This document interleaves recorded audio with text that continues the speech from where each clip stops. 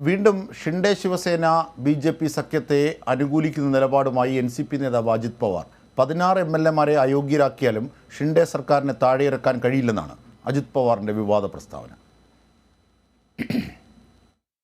288 അംഗ നിയമസഭയിൽ ഷിൻഡെ ഫട്നാവിസ് സഖ്യത്തിന് ഭൂരിപക്ഷം നഷ്ടമാവില്ലെന്ന് അജിത് പവാർ പറഞ്ഞു. ഷിൻഡെ ഉൾപ്പെടെ 16 എം.എൽ.എമാരെ അയോഗ്യരാക്കണമെന്നാവശ്യപ്പെട്ട് ഉദ്ധവ് താക്കറെ പക്ഷം ഡെപ്യൂട്ടി സ്പീക്കർക്ക് 79 പേജുള്ള കത്ത് നൽകിയിരുന്നു. ഇതിന് പിന്നാലെയാണ് അജിത് പവാറിന്റെ പരാമർശം. നേരത്തെയും ഷിൻഡെ സർക്കാരിനെ പിന്തുണയ്ക്കുന്ന തരത്തിൽ പവാർ പ്രസ്താവനകൾ നടത്തിയിട്ടുണ്ട്.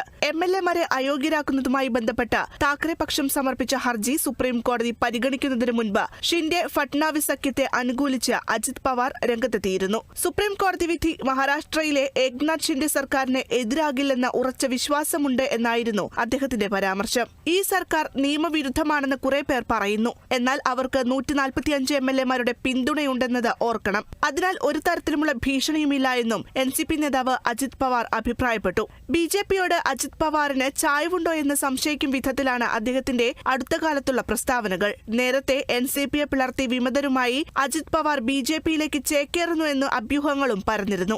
എന്നാൽ അത്തരം അഭ്യൂഹങ്ങൾ വ്യാജമാണെന്നായിരുന്നു അദ്ദേഹത്തിന്റെ പ്രതികരണം. National desk, Kerala vision news.